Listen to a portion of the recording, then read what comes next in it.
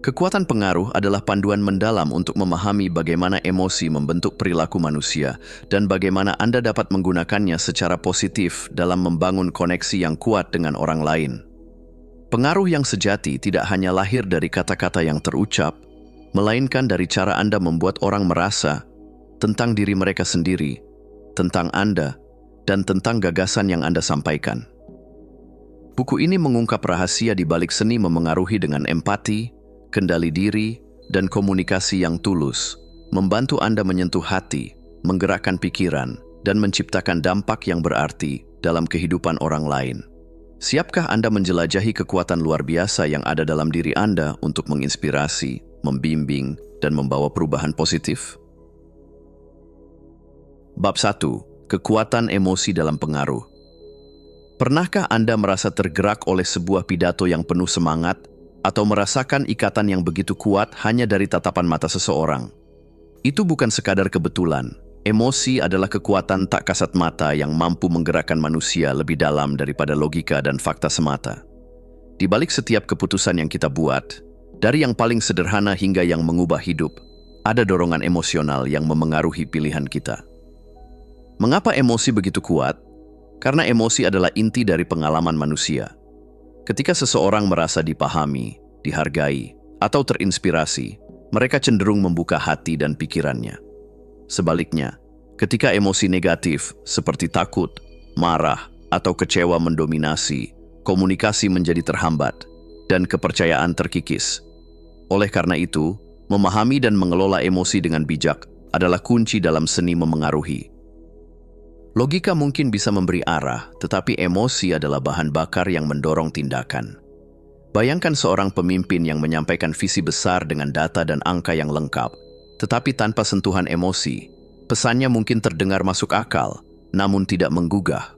Sebaliknya, ketika emosi seperti harapan, kepercayaan, dan inspirasi dipancarkan, audiens merasakan hubungan yang lebih mendalam dan tergerak untuk bertindak. Menguasai pengaruh emosional tidak hanya berarti memahami perasaan orang lain, tetapi juga mengelola emosi dalam diri sendiri. Kecerdasan emosional mencakup kesadaran diri, mengenali emosi yang muncul dalam diri, pengelolaan emosi, mengendalikan respon dalam situasi menantang, serta empati, kemampuan merasakan dan memahami emosi orang lain.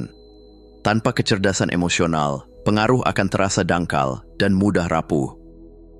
Emosi positif seperti sukacita, penghargaan, dan rasa terinspirasi menciptakan jembatan yang menghubungkan satu hati dengan hati lainnya. Ketika Anda menunjukkan ketulusan, kepedulian, dan optimisme dalam interaksi, orang lain akan merasa dihargai dan lebih terbuka terhadap pesan yang Anda sampaikan. Kedekatan ini membangun dasar kepercayaan yang menjadi fondasi dari pengaruh yang langgeng. Sebaliknya, emosi negatif seperti kemarahan, ketakutan, dan rasa cemas dapat menciptakan tembok yang menghalangi komunikasi. Pernahkah Anda mencoba memengaruhi seseorang yang sedang marah atau frustrasi? Sulit, bukan?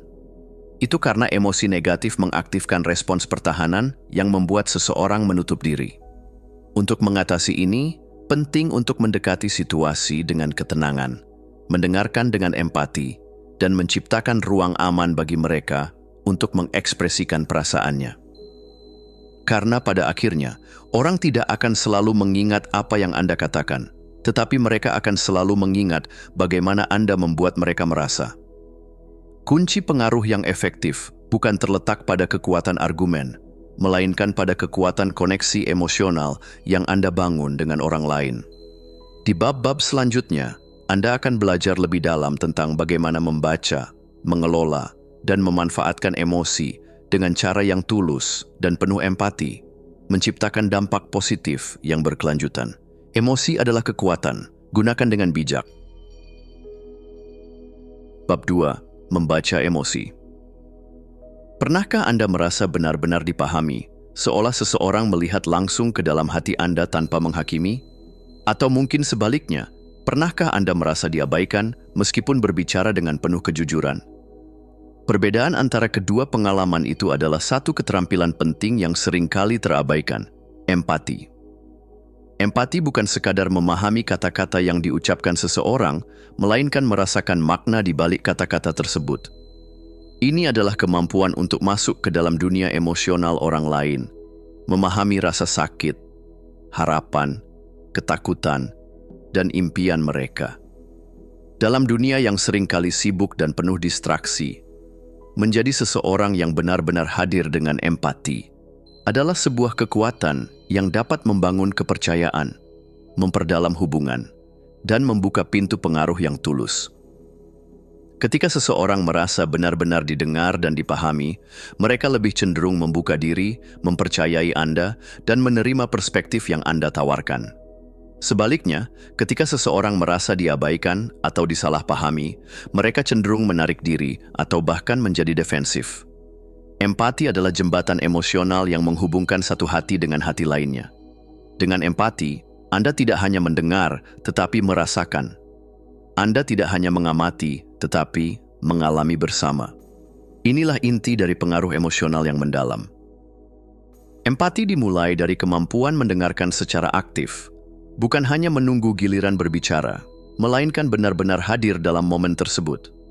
Ketika Anda mendengarkan dengan sungguh-sungguh, Anda memusatkan perhatian penuh pada lawan bicara tanpa gangguan, menunjukkan minat dengan mengangguk, menjaga kontak mata, dan merespons dengan penuh perhatian.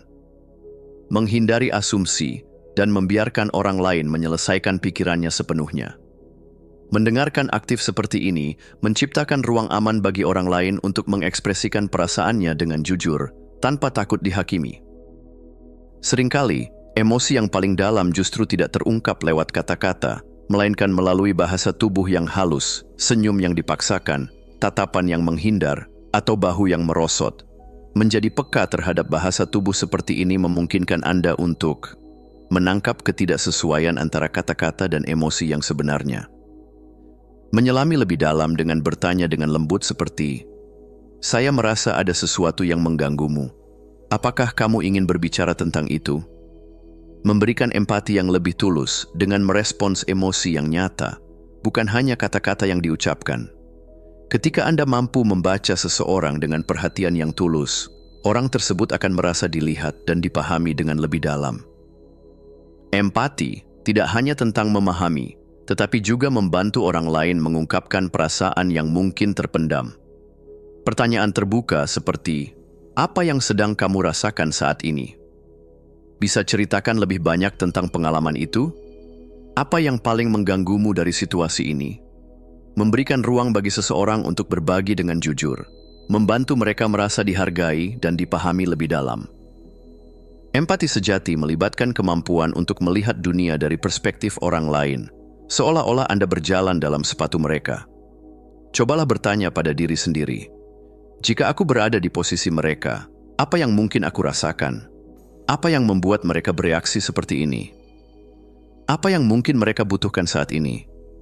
Ketika Anda benar-benar mencoba memahami latar belakang emosi seseorang, pengaruh yang Anda berikan tidak lagi hanya sekadar kata-kata, melainkan koneksi yang tulus dan mendalam.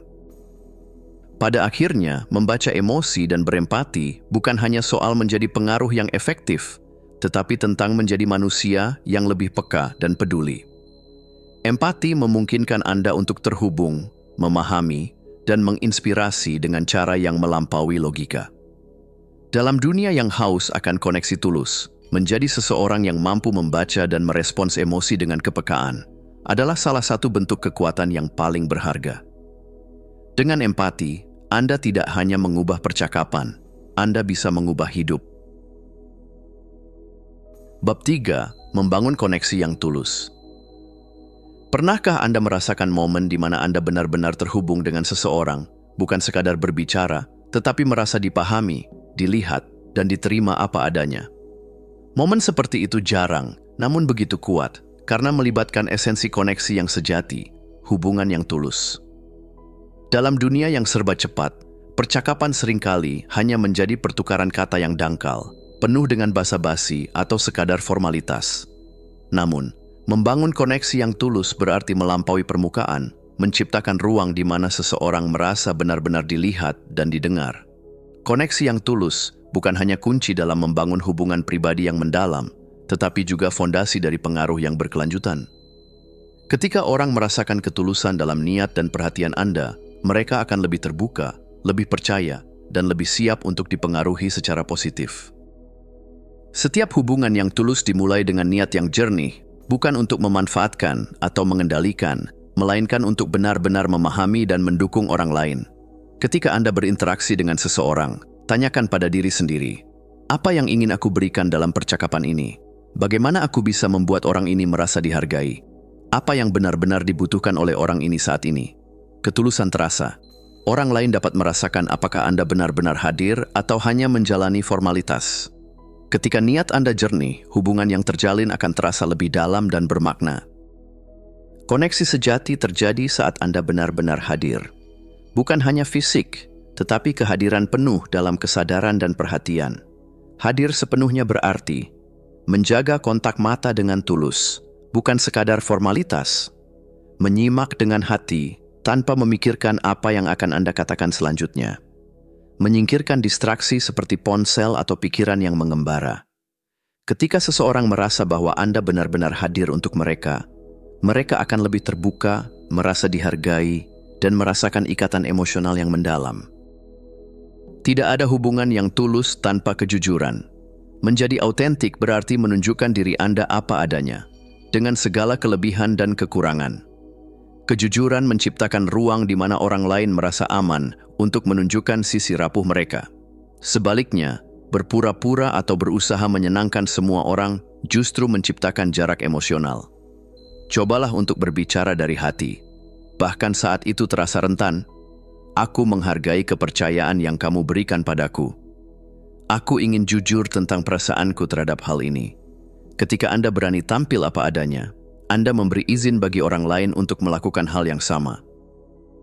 Empati adalah inti dari koneksi yang tulus. Ini adalah kemampuan untuk merasakan dunia dari perspektif orang lain, merasakan emosi mereka seolah-olah itu milik Anda sendiri.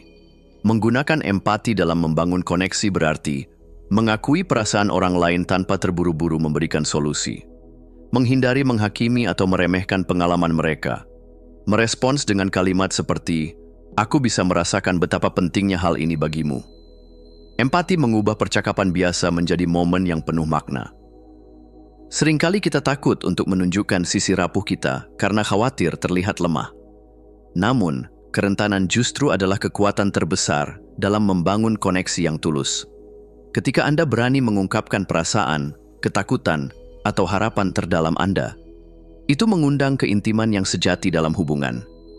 Kerentanan bisa diwujudkan dengan berani mengakui kesalahan atau ketidaktahuan, membagikan cerita pribadi yang bermakna, mengungkapkan rasa terima kasih dan penghargaan secara tulus. Keberanian untuk terbuka akan menciptakan ruang di mana kepercayaan bisa tumbuh dengan kokoh. Koneksi yang tulus tidak selalu berarti kesamaan pandangan, melainkan kemampuan untuk menghargai perbedaan dengan rasa hormat. Setiap individu membawa pengalaman, keyakinan, dan cerita hidup yang unik. Dengan terbuka terhadap perspektif yang berbeda, Anda menunjukkan bahwa koneksi tidak bergantung pada kesepahaman penuh, melainkan pada rasa saling menghargai. Saat mendengar pendapat yang berbeda, cobalah merespons dengan, "Aku ingin memahami lebih dalam pandanganmu tentang hal ini. Terima kasih telah berbagi perspektifmu denganku." Menghargai perbedaan memperkuat ikatan, meskipun terdapat perbedaan pendapat. Setiap percakapan, sekecil apapun, dapat meninggalkan dampak yang mendalam. Cara Anda mengakhiri interaksi mencerminkan seberapa tulus hubungan yang Anda bangun. Akhiri dengan ungkapan terima kasih yang tulus. "Aku sangat menghargai waktu yang kita habiskan bersama." Gestur sederhana seperti senyuman hangat atau jabat tangan yang tulus. Tindak lanjut yang menunjukkan perhatian, seperti mengirim pesan untuk menanyakan kabar. Hal-hal kecil inilah yang menciptakan hubungan yang abadi. Pada akhirnya, membangun koneksi yang tulus adalah tentang menjadi manusia yang hadir dengan hati terbuka. Ini adalah tentang melihat seseorang di luar topeng yang mereka kenakan, mendengarkan bukan hanya dengan telinga, tetapi dengan hati. Ketika Anda terhubung dengan ketulusan, Anda tidak hanya membangun hubungan, Anda menciptakan momen yang dapat mengubah hidup seseorang, meninggalkan jejak kebaikan yang abadi, dan mungkin, dalam prosesnya, Anda pun akan menemukan bagian terdalam dari diri Anda yang selama ini menunggu untuk terhubung. Bab 4. Seni menjadi pendengar yang hadir. Pernahkah Anda merasa benar-benar didengar? Bukan hanya seseorang yang menunggu giliran berbicara, tetapi benar-benar hadir, memperhatikan, dan memahami perasaan yang Anda ungkapkan? Kemampuan mendengarkan dengan tulus adalah seni yang seringkali terabaikan. Di dunia yang sibuk ini, banyak orang lebih fokus untuk berbicara daripada mendengar. Namun, dalam setiap hubungan yang mendalam, mendengarkan adalah jembatan yang menghubungkan hati dengan hati, melampaui sekadar kata-kata. Mendengarkan yang hadir bukan sekadar proses pasif. Ia adalah tindakan aktif yang membutuhkan empati, kerendahan hati, dan keberanian untuk menyingkirkan ego demi benar-benar memahami orang lain. Mengapa mendengarkan yang hadir itu berharga? Ketika seseorang merasa benar-benar didengar, ia merasa dihargai, diakui, dan dimengerti. Mendengarkan dengan penuh kehadiran menciptakan ruang di mana orang lain merasa aman untuk mengekspresikan perasaan terdalam mereka. Bayangkan saat seseorang berbicara kepada Anda dengan mata yang memperhatikan, pikiran yang tenang, dan hati yang terbuka. Rasanya seperti dunia menjadi lebih tenang, seakan Anda memiliki tempat untuk benar-benar menjadi diri sendiri. Mendengarkan yang hadir mampu menghilangkan perasaan terasing dan kesepian, memperdalam hubungan dengan menciptakan kepercayaan, menjadi jembatan menuju penyelesaian konflik dengan empati. Mendengarkan yang hadir bukan hanya tentang diam atau menunggu giliran berbicara. Ini adalah tentang memberikan perhatian penuh dengan niat untuk memahami, bukan menghakimi atau memperbaiki. Praktik menjadi pendengar yang hadir melibatkan menjaga kontak mata yang hangat, bukan menatap berlebihan, tetapi menghadirkan tatapan yang tulus dan penuh rasa hormat. Menghindari distraksi, singkirkan ponsel, pikiran yang mengembara, dan kebutuhan untuk segera merespons. Bahasa tubuh yang terbuka. Mengangguk pelan, menyandarkan tubuh sedikit ke arah lawan bicara, menunjukkan bahwa Anda sepenuhnya terlibat. Kehadiran sejati mengundang orang lain untuk membuka diri tanpa rasa takut dihakimi. Terlalu sering, kita mendengarkan untuk merespons, bukan untuk memahami. Namun, seni mendengarkan yang mendalam adalah tentang menerima seluruh pesan, baik kata-kata maupun emosi di baliknya. Cobalah untuk merasakan emosi yang diungkapkan, perhatikan nada suara, ekspresi wajah, dan energi yang terpancar. Menghindari asumsi, jangan terburu-buru menarik kesimpulan atau menilai. Mendengarkan dengan rasa ingin tahu, tanyakan dengan lembut, bisakah kamu ceritakan lebih dalam tentang itu? Ketika Anda mendengarkan dengan hati, Anda merespons dari tempat empati, bukan sekadar logika. Seringkali, kita merasa perlu mengisi setiap keheningan dengan kata-kata. Namun, dalam mendengarkan yang hadir, diam dapat menjadi ruang suci di mana perasaan dapat benar-benar dirasakan. Diam yang bermakna berarti tidak terburu-buru untuk memberi solusi. Menghargai momen ketika seseorang butuh waktu untuk mencerna emosi mereka. Menggunakan keheningan sebagai bentuk penghormatan terhadap apa yang baru saja diungkapkan. Kadang, dalam diam itulah koneksi yang paling mendalam tercipta. Salah satu kesalahan umum dalam mendengarkan adalah keinginan untuk langsung memperbaiki atau memberi nasihat. Namun, seringkali yang dibutuhkan seseorang bukan solusi, melainkan perasaan didengar dan dimengerti. Alih-alih berkata, "Kamu seharusnya melakukan ini," cobalah, "Aku mendengar betapa beratnya yang kamu rasakan. Aku ada di sini untuk kamu." Terkadang, empati jauh lebih berharga daripada solusi instan. Pertanyaan yang baik dapat membuka pintu menuju percakapan yang lebih mendalam. Namun, pertanyaan yang menghakimi atau bersifat interrogatif justru dapat menutup pintu tersebut. Gunakan pertanyaan seperti, "Apa yang kamu rasakan saat itu? Apa yang paling penting bagimu dalam situasi ini? Bagaimana aku bisa mendukungmu lebih baik?" Pertanyaan ini menunjukkan bahwa Anda benar-benar peduli, bukan sekadar ingin tahu. Setiap orang ingin merasa bahwa perasaan mereka sah dan diakui. Validasi adalah tentang mengakui pengalaman emosional seseorang tanpa menghakimi atau meremehkan. Misalnya, "Aku mengerti mengapa kamu merasa seperti itu.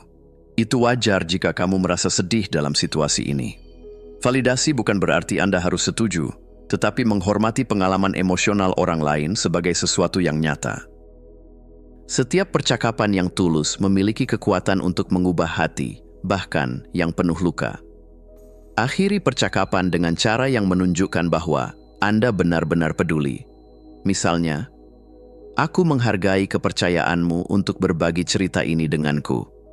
Aku ada di sini jika kamu butuh seseorang untuk mendengarkan lagi." Perpisahan yang diakhiri dengan kehangatan menciptakan rasa dihargai yang mendalam.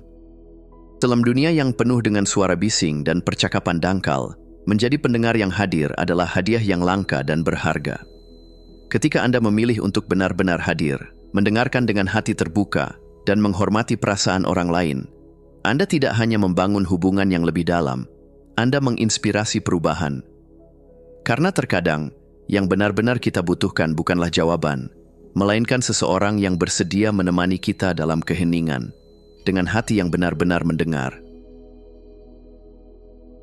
Bab 5. Keajaiban memberi dengan tulus. Pernahkah Anda merasakan hangatnya kebahagiaan setelah membantu seseorang meski tanpa mengharapkan balasan? Ada sesuatu yang mendalam dan ajaib dalam tindakan memberi yang tulus, sebuah energi yang melampaui nilai materi, menyentuh inti terdalam dari kemanusiaan kita. Memberi yang tulus bukan sekadar tindakan, ia adalah cerminan dari jiwa yang penuh kelimpahan. Itu adalah pengakuan bahwa kebahagiaan sejati bukan berasal dari apa yang kita kumpulkan, melainkan dari apa yang kita bagikan. Namun, dalam dunia yang seringkali terjebak dalam konsep imbal balik, memberi dengan tulus menjadi semakin langka. Kita diajarkan untuk berpikir, apa yang akan saya dapatkan jika saya memberi? Padahal, esensi terdalam dari memberi adalah tentang melampaui diri sendiri, menghadirkan cinta, kebaikan, dan harapan kepada orang lain. Ketika Anda memberi dengan tulus, Anda tidak hanya memberikan sesuatu kepada orang lain, tetapi juga memperkaya jiwa Anda sendiri. Tindakan ini menghubungkan kita dengan sesama, memberi menciptakan jembatan emosional yang mendalam antara pemberi dan penerima. Menciptakan rasa kelimpahan. Saat Anda memberi, Anda menegaskan bahwa Anda memiliki cukup untuk dibagikan. Mengaktifkan energi positif.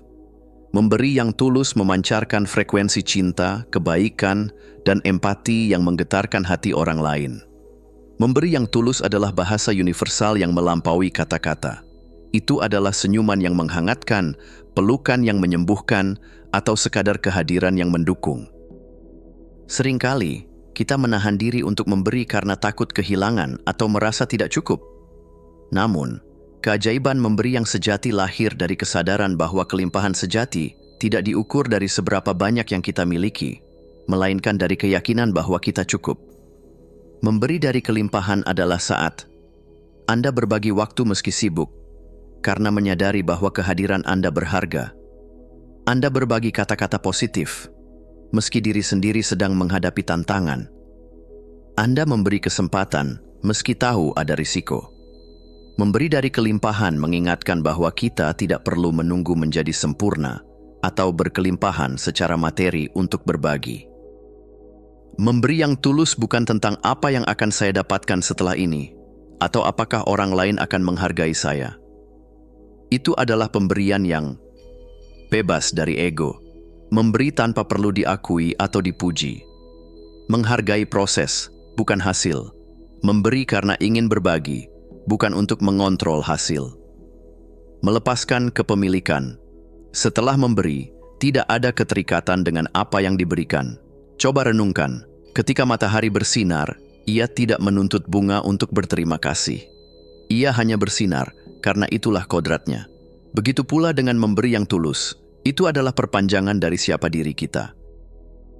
Memberi yang tulus tidak selalu berbentuk materi. Ada banyak cara memberi yang seringkali lebih berharga daripada sekadar barang. Waktu, hadir sepenuhnya ketika seseorang membutuhkan Anda. Perhatian, mendengarkan dengan sepenuh hati tanpa menghakimi. Pengampunan, melepaskan dendam dan memilih cinta. Ilmu dan kebijaksanaan, membagikan pengalaman yang bisa menginspirasi. Doa dan energi positif, mengirimkan harapan baik dalam diam.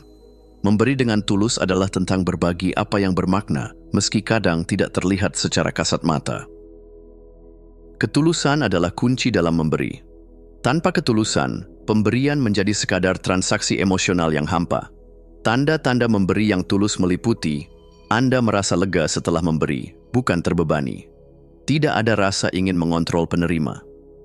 Memberi dengan penuh cinta, bukan rasa bersalah. Memberi yang tulus tidak membutuhkan panggung atau pengakuan. Ia berbisik lembut dalam hati dan menciptakan getaran kebaikan yang menyebar jauh. Anehnya, dalam memberi yang tulus, kitalah yang seringkali merasa lebih utuh. Mengapa? Karena memberi mengingatkan kita bahwa kita bermakna dan mampu membuat perbedaan. Kita adalah bagian dari jaringan kehidupan yang saling terhubung. Kita memiliki kekuatan untuk membawa kehangatan, meski dalam kesederhanaan. Seringkali, ketika merasa kosong, cobalah memberi. Entah sekadar membantu seseorang, mengirim pesan kebaikan, atau berbagi senyum kepada orang asing. Anda akan merasakan kehangatan yang tidak dapat dijelaskan dengan logika.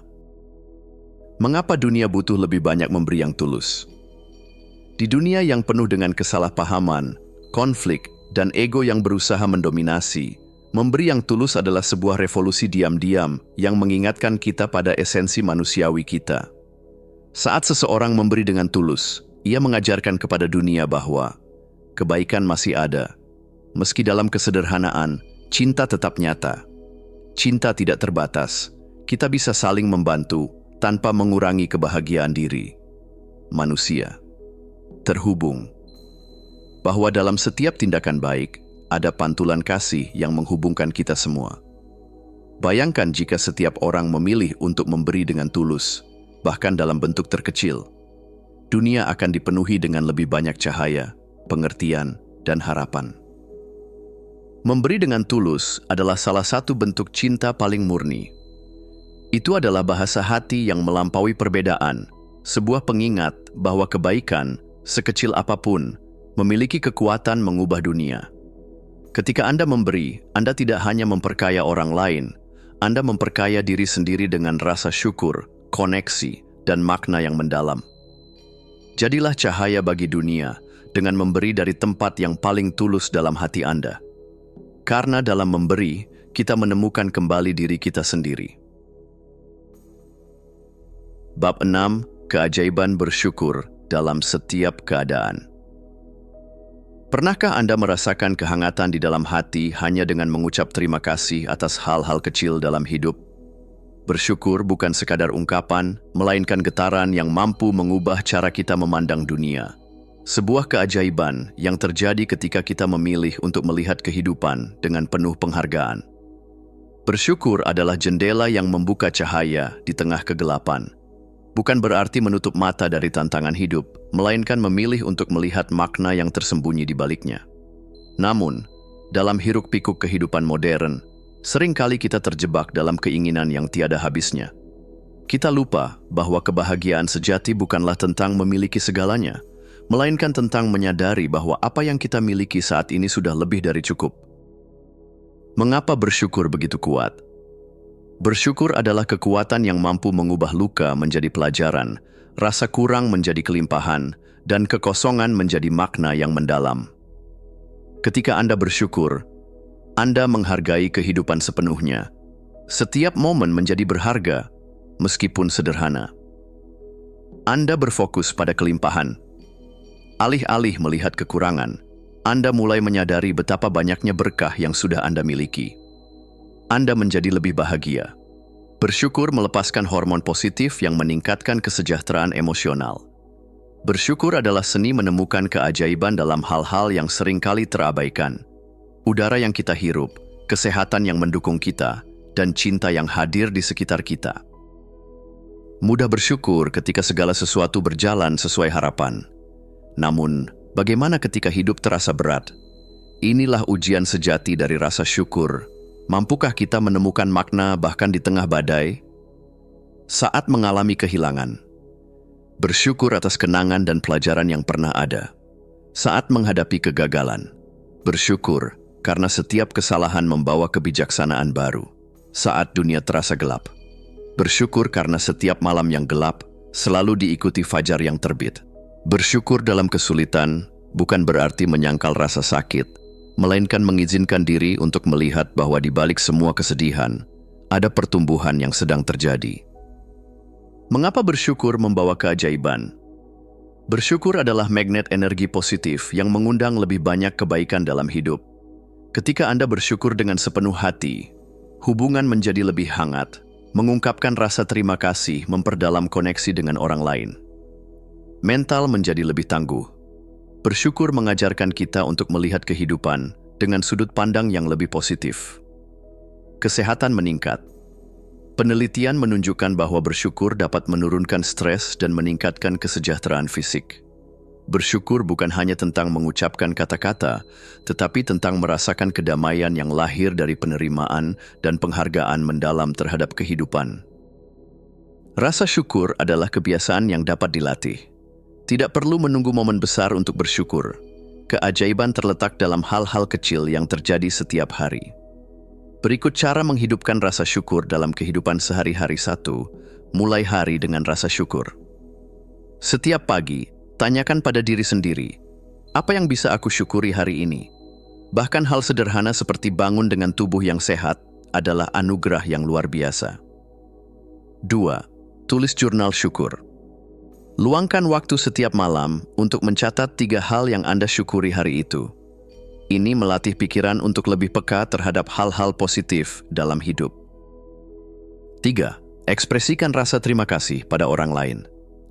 Ucapan tulus seperti terima kasih sudah hadir di hidupku bisa memiliki dampak emosional yang mendalam, baik bagi Anda maupun orang yang menerimanya. 4. Temukan berkah dalam tantangan. Saat menghadapi kesulitan, cobalah bertanya, apa yang bisa kupelajari dari situasi ini? 5. Nikmati momen kecil dengan penuh kehadiran. Rasakan hangatnya secangkir teh, suara hujan yang menenangkan, atau pelukan dari orang yang Anda cintai. Semua itu adalah momen untuk disyukuri. Ketika Anda bersyukur, Anda mengundang lebih banyak kelimpahan ke dalam hidup. Mengapa? Karena rasa syukur mengubah fokus dari kekurangan menjadi kelimpahan. Anda mulai melihat peluang di tempat yang dulu tampak kosong. Anda mulai merasakan cinta di ruang yang dulu terasa hampa. Anda mulai memahami bahwa Anda sudah cukup seperti apa adanya. Kelimpahan sejati bukan tentang memiliki segalanya, melainkan tentang menyadari bahwa Anda sudah memiliki segala yang benar-benar Anda butuhkan. Bersyukur bukan hanya tentang mengucapkan terima kasih saat segalanya berjalan baik. Itu adalah cara hidup, sebuah kesadaran mendalam yang mengingatkan kita bahwa setiap detik kehidupan adalah anugerah. Saat Anda memilih bersyukur, Anda tidak hanya mengubah cara Anda melihat dunia, Anda mengubah energi yang Anda pancarkan. Anda menjadi magnet bagi keajaiban, kelimpahan, dan kebahagiaan yang sejati. Hari ini, izinkan diri Anda untuk berhenti sejenak. Tarik napas dalam-dalam, lihat ke sekeliling, dan temukan satu hal, sekecil apapun, yang bisa Anda syukuri. Karena dalam setiap momen syukur, di sanalah letak keajaiban sejati. Bab 7. Mengatasi ketakutan dengan keberanian hati. Ketakutan, sebuah emosi yang begitu mendalam, seringkali membayangi langkah kita, merantai potensi yang tersembunyi dalam diri. Namun, pernahkah Anda bertanya, apakah ketakutan benar-benar musuh? Ataukah ia hanya bayangan yang hadir untuk menguji seberapa kuat keberanian hati kita? Ketakutan adalah bagian alami dari kehidupan. Ia hadir saat kita melangkah ke wilayah yang belum kita kenal, ketika kita menghadapi kemungkinan kehilangan, atau saat berhadapan dengan tantangan yang tampak begitu besar. Tapi ketahuilah, ketakutan bukanlah tanda kelemahan. Ketakutan hanyalah panggilan bagi keberanian untuk bangkit.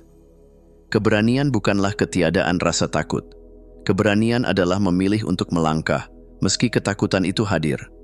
Ia adalah bisikan hati yang berkata, aku mungkin takut, tapi aku tidak akan berhenti. Mengapa kita takut? Ketakutan muncul dari berbagai sumber. Takut gagal. Kita takut mengecewakan diri sendiri dan orang lain. Takut kehilangan, entah itu kehilangan orang yang dicintai, kenyamanan, atau kendali.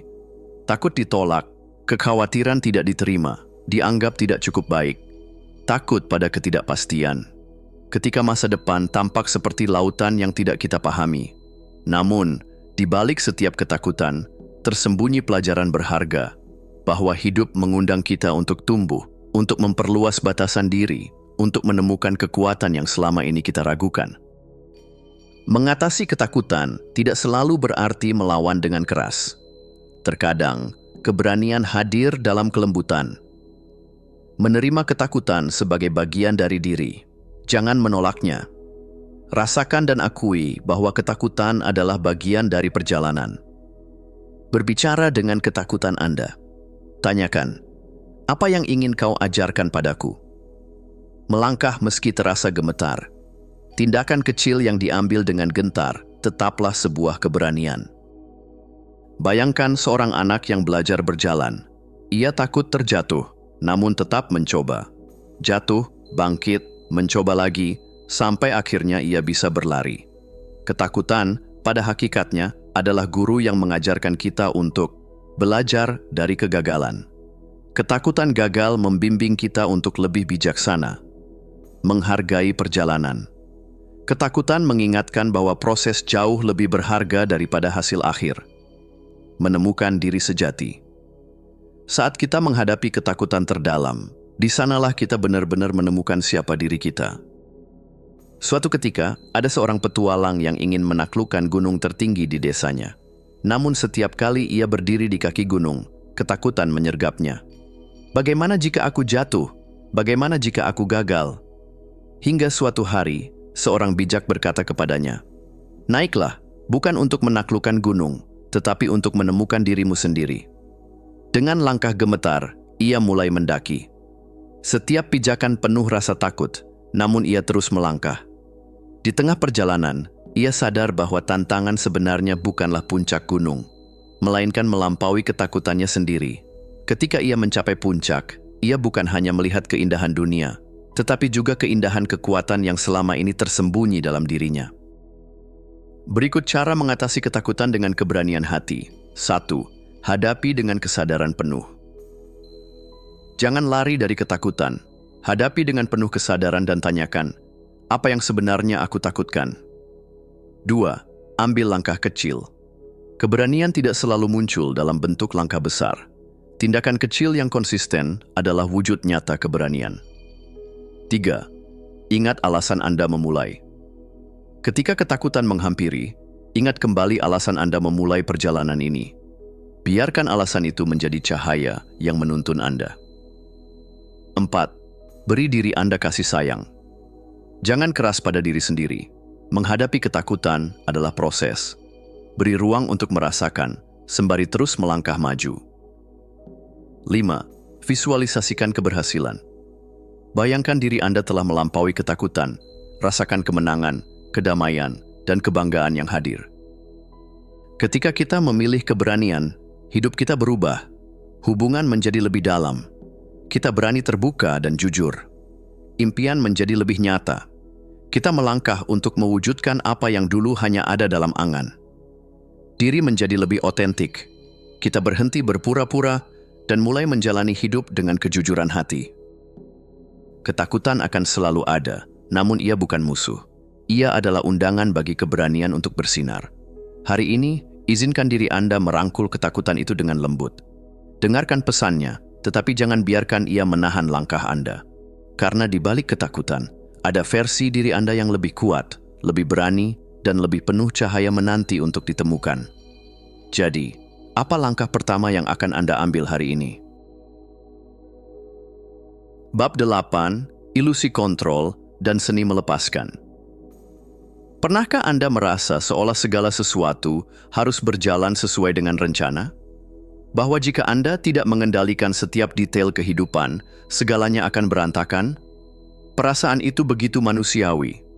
Kita mendambakan rasa aman, percaya bahwa dengan menggenggam kendali, kita bisa menghindari rasa sakit dan kegagalan. Namun, coba renungkan sejenak. Apakah benar kita benar-benar memiliki kendali penuh atas segala sesuatu? Atau mungkinkah yang kita kejar hanyalah ilusi yang membuat kita terjebak dalam ketegangan dan kekhawatiran yang tiada akhir? Ilusi kontrol adalah keyakinan bahwa kita bisa mengendalikan lebih banyak hal dalam hidup daripada yang sebenarnya. Ini bukan hanya soal merencanakan masa depan, tetapi tentang hasrat untuk memastikan segalanya berjalan sempurna, sesuai ekspektasi kita. Namun, ketika kehidupan berbelok di luar dugaan, kita sering merasa kecewa, marah, bahkan merasa gagal. Mengapa kita terjebak dalam ilusi kontrol? Ketakutan dan ego adalah dua pendorong utama ilusi ini. Ketakutan akan ketidakpastian. Ketidakpastian membuat kita merasa rapuh. Dengan merasa mengendalikan segalanya, kita menciptakan ilusi keamanan. Ego yang takut kehilangan. Ego kita ingin menjadi penguasa dalam hidup ini. Kita merasa bahwa jika segala sesuatu berjalan sesuai rencana, maka kita lebih bernilai, lebih berhasil. Pengalaman masa lalu. Ketika kita pernah sukses mengendalikan sesuatu, pikiran kita mengasosiasikannya dengan rasa nyaman dan keberhasilan. Namun, apakah hidup benar-benar bisa dikendalikan sepenuhnya? Bayangkan mencoba menggenggam air dalam genggaman tangan yang tertutup rapat. Semakin erat Anda mencoba menggenggamnya, semakin banyak yang mengalir keluar dari celah jari. Begitulah hidup. Semakin kita memaksa mengontrol segalanya, semakin kita kehilangan esensi dari apa yang benar-benar penting. Kita tidak bisa mengendalikan cuaca di hari pernikahan kita, perasaan orang lain terhadap kita, kesempatan yang datang atau pergi, masa lalu yang sudah berlalu. Namun, yang bisa kita kendalikan adalah cara kita merespons semua itu. Melepaskan kendali bukan berarti bersikap pasif atau menyerah pada keadaan. Ini adalah tindakan penuh kesadaran, keberanian, dan kebijaksanaan. Melepaskan adalah percaya. Percaya bahwa meskipun Anda tidak dapat mengendalikan semua hal, hidup akan tetap berjalan dan mengajarkan pelajaran berharga. Melepaskan adalah keberanian.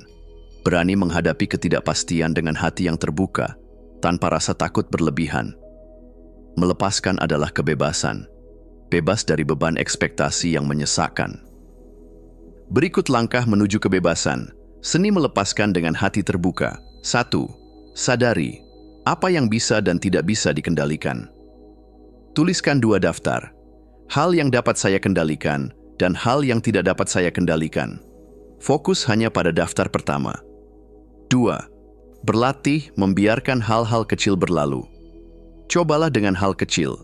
Jika rencana berubah atau seseorang tidak menepati janjinya, alih-alih marah, tarik napas dalam dan tanyakan, apakah ini benar-benar penting? 3. Percayakan proses kehidupan. Seperti menanam benih, kita hanya bisa menyiram dan merawat. Kita tidak bisa memaksa bunga mekar lebih cepat. 4. Hadapi ketidakpastian dengan rasa syukur. Ketidakpastian adalah ruang bagi keajaiban dan kejutan. Bersyukurlah atas apa yang Anda miliki saat ini, meskipun belum sempurna. 5. Visualisasikan diri yang lebih damai. Bayangkan diri Anda hidup dengan hati yang lebih ringan, tidak lagi terbebani oleh kebutuhan untuk mengendalikan segalanya. Suatu hari, seorang nelayan tua mengajari cucunya tentang kebijaksanaan lautan. "Lihatlah ombak ini," katanya sambil menunjuk laut yang bergejolak. "Apakah kau pikir aku bisa mengendalikan ombak ini?" Cucunya menggeleng, "Tidak, kakek." "Tepat sekali, aku tidak bisa menghentikan ombak, tapi aku bisa belajar menari bersama arusnya. Aku bisa mengarahkan perahuku, menggunakan angin, dan tetap melaut dengan hati yang penuh keyakinan." Ketika kita berhenti memaksakan kendali atas setiap aspek kehidupan, kita menemukan kebebasan yang sesungguhnya. Hati yang lebih ringan, tidak lagi terbebani ekspektasi kaku. Kebijaksanaan yang mendalam, memahami bahwa segala sesuatu terjadi dengan alasan. Ketenangan batin, karena kita tahu bahwa tidak semua hal perlu dikendalikan. Hari ini, izinkan diri Anda untuk melepaskan, bukan karena Anda lemah, tetapi karena Anda kuat, karena Anda memilih mempercayai arus kehidupan. Apa yang siap Anda lepaskan hari ini? Bab 9. Menavigasi pikiran dengan kesadaran. Pikiran kita adalah taman yang terus berbunga, penuh dengan ide, emosi, dan cerita yang terjalin. Namun, seringkali, taman ini terasa seperti hutan liar, di mana suara-suara batin saling bersaing, menciptakan kebisingan yang mengaburkan ketenangan. Kita terjebak dalam pusaran pikiran yang tidak berhenti, membayangkan masa depan yang belum tiba, atau mengulang kenangan yang tidak bisa diubah. Namun, ada kunci yang bisa mengubah segalanya. Kesadaran penuh, sebuah cara untuk menjadi tuan rumah atas pikiran kita, bukan sekadar tamu yang terombang-ambing oleh arus mental yang liar. Mengapa kita sering terjebak dalam pikiran yang berulang? Pikiran bekerja seperti kaset yang terus diputar, terutama saat kita berhadapan dengan ketidakpastian atau rasa takut. Ini terjadi karena naluri melindungi diri. Otak kita dirancang untuk memindai bahaya dan mengantisipasi risiko. Pikiran berulang muncul sebagai upaya untuk mengendalikan atau menghindari rasa sakit. Kecenderungan memperbesar masalah. Kita sering memikirkan kemungkinan terburuk, menciptakan kekhawatiran yang tidak nyata. Keterikatan pada masa lalu. Kenangan dan penyesalan membuat kita terjebak, seolah mengulang-ulang momen yang sudah berlalu akan mengubahnya. Namun, pikiran yang tidak terkelola bisa menjadi penjara yang merampas ketenangan kita. Kesadaran adalah seni mengamati pikiran tanpa terseret olehnya. Bayangkan Anda duduk di tepi sungai, melihat dedaunan yang mengalir. Setiap daun mewakili pikiran. Beberapa mungkin membawa emosi kuat, yang lain hanya sekilas melintas. Kesadaran mengajarkan kita untuk menjadi pengamat bak, bukan terperangkap dalam aliran itu. Apa yang terjadi saat kita berlatih kesadaran? Kita menciptakan jarak dengan pikiran. Tidak semua pikiran adalah kebenaran absolut. Dengan menyadari ini, kita bisa memilih mana yang layak diberi perhatian. Kita belajar menghentikan reaksi otomatis. Alih-alih langsung bereaksi, kita memberikan ruang untuk refleksi. Kita menjadi lebih tenang. Dengan menyaksikan pikiran, kita memutus siklus kekhawatiran yang berulang. Berikut langkah praktis menjadi lebih sadar akan pikiran. 1. Latihan perhatian penuh, mindfulness. Duduklah dalam diam selama 5 menit. Fokus pada napas Anda. Perhatikan setiap tarikan dan hembusan napas dengan lembut. Jika pikiran muncul, cukup sadari dan kembalikan fokus pada napas. 2. Jurnal pikiran. Tuliskan pikiran yang muncul tanpa menyaring. Ini membantu Anda mengeluarkan beban mental dan mengamati pola berulang. 3. Beri nama pada pikiran. Saat pikiran mengganggu muncul, beri label seperti, "Oh, ini adalah pikiran kekhawatiran," atau "Ini hanya penyesalan masa lalu." Dengan memberi nama, Anda menciptakan jarak dari emosi yang melingkupinya. 4. Praktikan kehadiran di momen ini. Setiap kali Anda merasa terseret arus pikiran, tanyakan pada diri sendiri, apa yang nyata saat ini? Apakah Anda sedang duduk, bernapas, mendengar suara di sekitar? Kembali ke momen ini. Seorang pemahat tua pernah berkata kepada muridnya, "Ketika aku melihat batu kasar ini, aku tidak melihat bongkahan yang keras. Aku melihat sosok yang indah di dalamnya. Tugasku hanya menghapus bagian yang tidak perlu agar keindahan sejati bisa muncul." Pikiran kita seperti batu kasar itu. Di dalamnya ada ketenangan, kebijaksanaan, dan keindahan. Namun seringkali, kita terjebak dalam lapisan pikiran yang membentuk kekhawatiran dan keraguan. Kesadaran adalah pahatannya. Setiap kali Anda mengamati pikiran dengan jernih, Anda sedang memahat diri menjadi versi yang lebih utuh. Ketika kita mulai hidup dengan kesadaran, kita berhenti melawan pikiran negatif. Sebaliknya, kita membiarkannya berlalu seperti awan di langit. Kita menjadi lebih hadir dalam momen. Menyadari aroma kopi di pagi hari, suara burung, atau sentuhan angin di kulit. Kita menemukan ruang di dalam diri. Ruang yang tenang, di mana kita bisa merespons kehidupan dengan bijak, bukan dengan reaksi impulsif. Kesadaran bukan tentang menghilangkan pikiran. Ini tentang membuka ruang untuk mengalaminya dengan lembut, menerima, dan memilih dengan penuh kesadaran. Kapan terakhir kali Anda benar-benar hadir dalam momen ini? Apakah Anda mengizinkan pikiran mengendalikan perasaan Anda? Bagaimana jika Anda mulai mengamati pikiran, alih-alih mengikutinya? Hari ini, izinkan diri Anda untuk menjadi saksi yang penuh kasih terhadap pikiran Anda sendiri. Biarkan mereka datang dan pergi. Ingat, Anda bukan pikiran Anda. Anda adalah ruang yang mengamati pikiran tersebut. Bab 10. Berpikir lebih baik, hidup lebih baik. Keputusan yang kita buat setiap hari membentuk hidup kita. Pikiran kita adalah kekuatan yang tidak tampak, namun memiliki dampak yang begitu besar. Tetapi bagaimana jika kita bisa memilih untuk berpikir dengan cara yang lebih bijak, lebih jernih? Bagaimana jika kita bisa melangkah keluar dari pola pikir otomatis yang seringkali terbentuk oleh ketakutan, kecemasan, atau kebiasaan yang tidak produktif? Berkeliling dalam dunia ini, kita seringkali melihat orang-orang yang terperangkap dalam kecemasan, membuat keputusan berdasarkan dorongan emosional atau tekanan sosial. Namun, ada sebuah rahasia yang sangat sederhana dan luar biasa. Berpikir dengan kesadaran dan kehati-hatian adalah jalan menuju kehidupan yang lebih bermakna. Mengapa berpikir dengan baik itu sulit?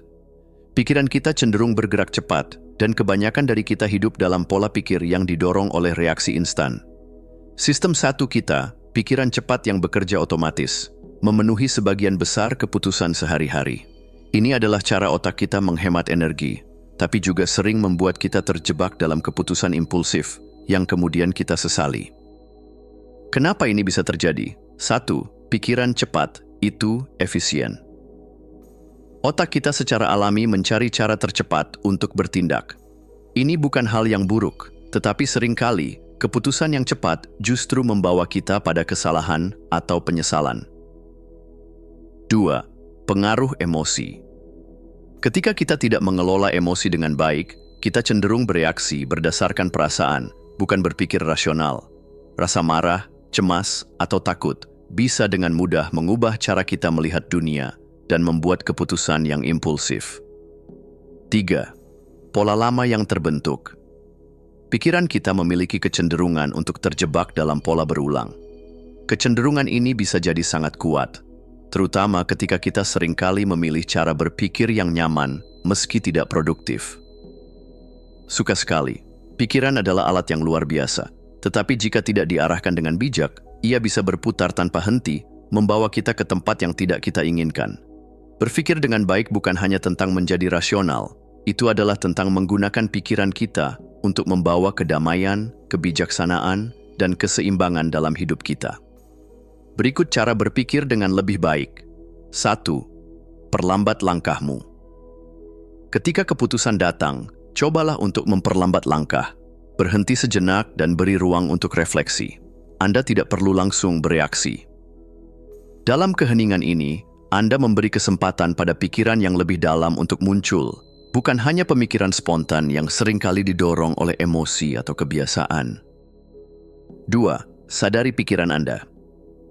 Kesadaran penuh, mindfulness, adalah alat yang sangat kuat. Cobalah untuk lebih sering mengamati pikiran Anda.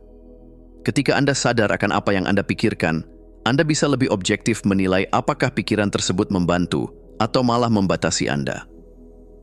Ini bukan tentang menghindari pikiran negatif, tetapi lebih tentang memilih untuk tidak memberi mereka kekuatan atas tindakan Anda. 3. Fokus pada solusi, bukan masalah. Saat kita terfokus pada masalah, kita bisa merasa terjebak dalam kebingungannya. Cobalah untuk menggeser fokus Anda ke solusi. Apa langkah-langkah konkret yang bisa Anda ambil? Apa peluang yang ada di balik kesulitan tersebut? 4. Gunakan sistem 2 Anda. Sistem 2 adalah proses berpikir yang lebih lambat, lebih reflektif, dan lebih analitis.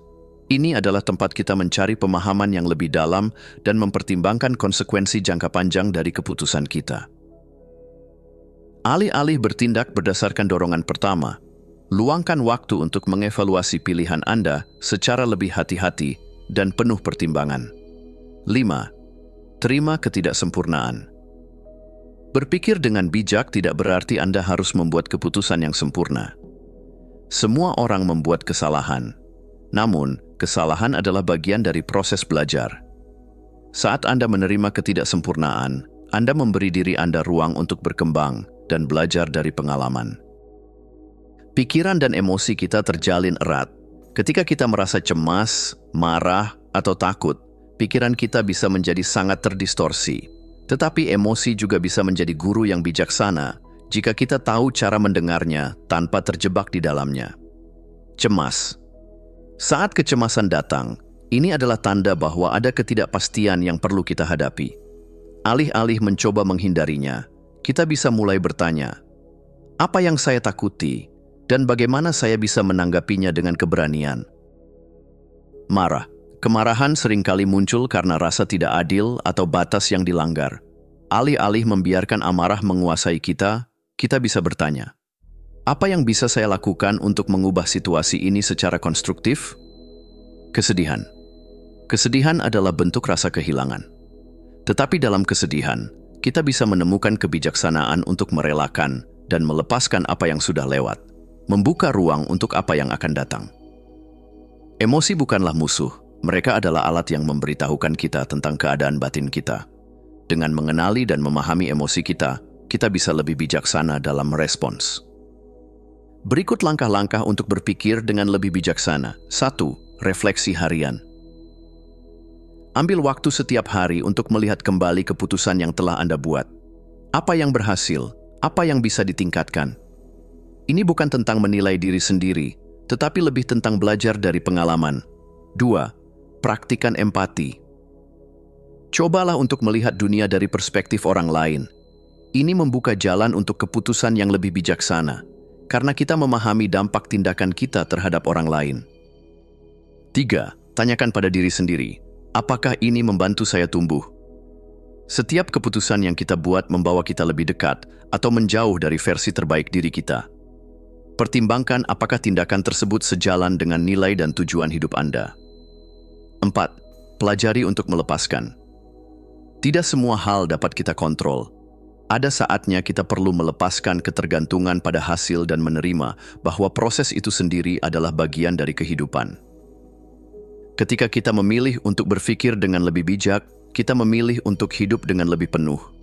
Kita menghargai momen, menghormati proses, dan membuat keputusan yang lebih selaras dengan hati kita. Pikiran yang jernih dan hati yang tenang membuka jalan bagi kehidupan yang lebih kaya, lebih bermakna, dan lebih memuaskan. Pada akhirnya, berpikir lebih baik adalah tentang lebih banyak mendengarkan diri kita sendiri, mendengarkan dunia sekitar kita, dan mendengarkan orang lain. Ini adalah perjalanan menuju kehidupan yang penuh kesadaran dan penuh makna.